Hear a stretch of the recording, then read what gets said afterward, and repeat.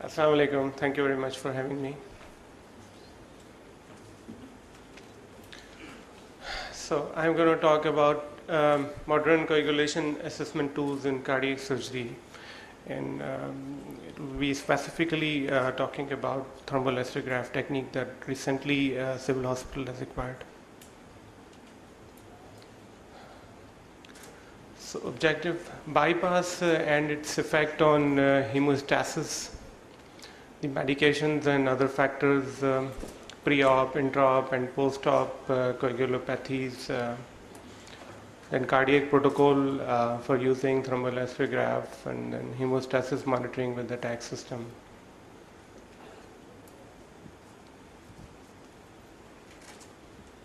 We see there is a precise balance in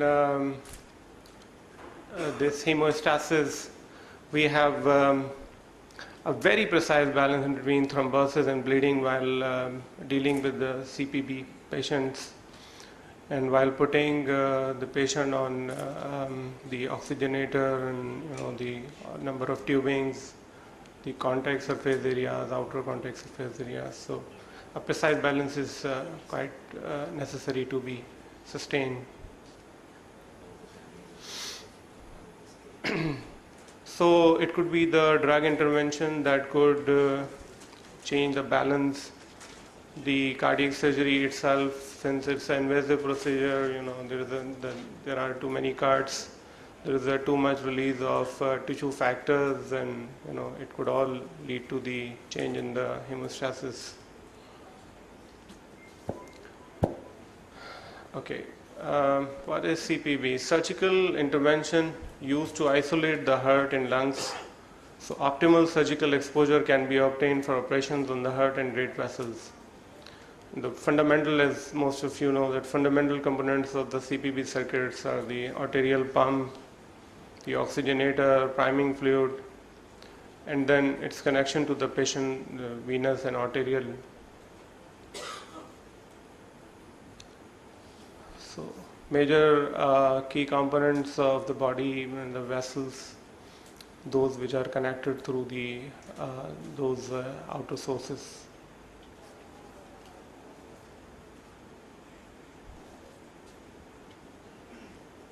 A typical side of the operation theatre will see the heart-lung machine working in association with the surgery.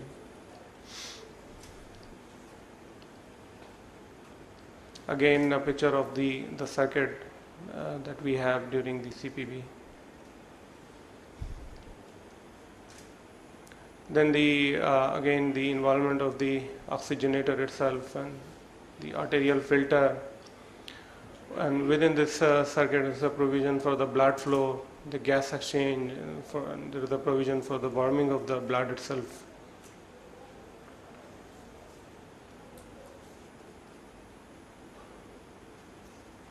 So factors that could activate the the coagulation.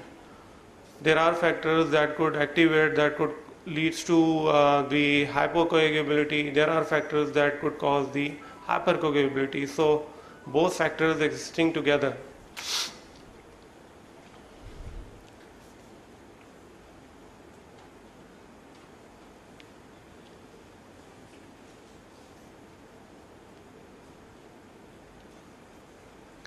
Anticoagulations, unfractionated heparin. There's a massive use of this anticoagulant.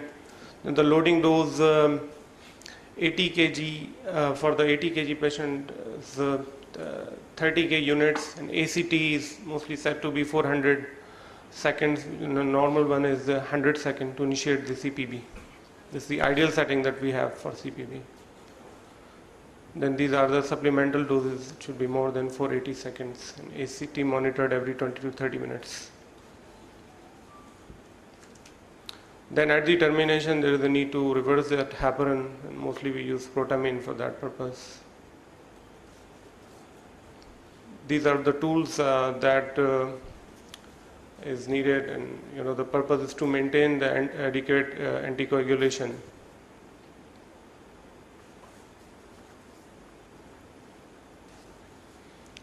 CPB procedure, the steps concordance to this coagulation monitoring. They heparinize the patient, then cannulation, initiate CPB, cross clamping and arrest the heart. Cool the patient, passive or active, rewarm the patient to 37 degrees C, terminate CPB and reverse the heparin again. Then conduct of perfusion, maintain anticoagulation, maintain circuit volume, maintain tissue perfusion and oxygenation, administer cardioplegia and other drugs, maintain the temperature. Again, the balance is required. Why do CPB patients bleed? There are factors, some of them are patient dependent and other ones are surgery dependent. Patient dependent factors could be pharmacological agents, the pathophysiology, any kind of liver morbidity could lead to the bleeding. Surgery dependent would be the blood loss itself, consumption coagulopathy, things like that, sutural deficiency. CPB dependent factors could be blood activation despite anticoagulation, consumption, foreign surfaces, mechanical contact of the blood, coronary suction, hemodilution of factors and platelets, loss of platelets and factors, fibrinolysis activation, anticoagulation, temperature itself. We all know that hypothermia leads to the hypocoagulability as well. Metabolism, acidosis, electrolyte imbalance. So they could all be the factor in the CPB dependent part. Techniques to minimize CPB adverse effects. Again, the patient dependent factors could be the stop pharmacological agents, so to minimize their use. Surgery dependent could be keep patient warm, acute normovolemic hemodilution, autotransfusion, hemostasis, tissue flow seal, thrombin, and the pump blood post procedure, wash with cell salvage, return without washing. CPB dependent factors to minimize the bleeding include the blood activation, anticoagulation, foreign surface coated circuits, so mostly used outside country. Mechanical, centrifugal, coronary suction, cell salvage versus pump sucker, hemodilution of factors, platelets, hemoconcentrates, loss of platelets and factor, fibrinolysis activation, prophylactic, antifibrinolytic. So a number of factors. Metabolic, the acidosis, use of a bicarbonate for dealing the acidosis itself, using calcium for the electrolyte balance.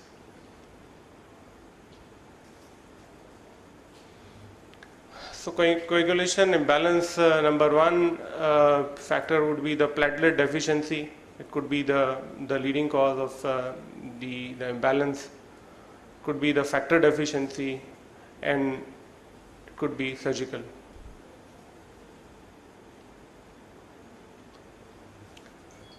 Optimal treatment approach, information required, why out of balance, how far out of balance, in treatment, more suture, blood products, requirement for the FFP, platelets, cryoprecipitate, pharmacological, maybe the recombination factors have in use. Okay, for the assessment, there is the conventional coagulation monitoring required, PT, INR, PTT, platelet count, ACCT, ACT, global assessment of hemostasis through the tag.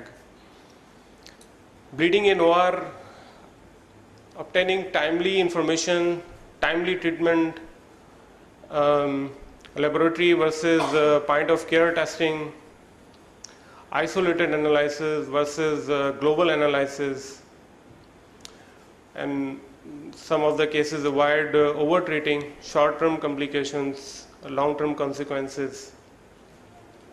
So these are the factors, they are delicately to be monitored during the procedure. So the three major factors during the surgeries, in general surgeries as well, but primarily in the bypass surgery, that Prior to surgery, we need to see if there is any coagulopathy which is already present. During surgery, if there is any coagulopathy which is developing during the surgery, or there is any, and after surgery, there is any possibility of the remnants of the heparin which is causing the bleeding. So they are the factors that we need to address in all three phases of these surgeries. So as I said, in the post-op phase, we need to see if there is remnants of the unfractionated heparin, low molecular weight heparin, warfarin.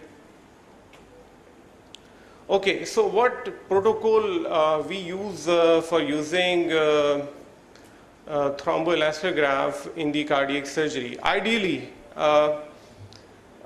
before surgery, we can opt for the platelet mapping option, and this platelet mapping option, what it shows, what it tells, this platelet mapping option, it shows the effect of the anticoagulants on the platelets. Specifically, we can monitor the effect of the antiplatelet agents that patient is taking prior to the surgery, and the level of their inhibition, how much percentage of the platelets are inhibited through these drugs. So this can all be monitored through separate kits provided with this equipment. Rewarm phase, again, blood temperature when it goes between 35 to 36 degrees Celsius. That stage, this is the stage where we can again monitor the actual hemostasis of the patient. Then post-protamine, 10 minutes post-protamine, like it's the same period that we use for the ACT. Then post-op, 2 hours post-protamine. Mostly this one is the ICU sample. Okay, this is how this thromboelastograph looks like. You see it has 2 different columns, and they both work independent to each other. We can set the different range of temperature in both these columns, different samples.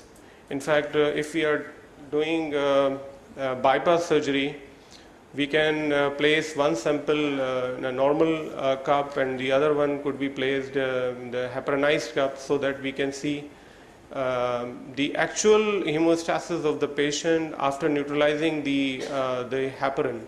So mostly post-operatively, we place a heparinized sample as well. So 2 different cups available, one simple and the other one is with the heparinase.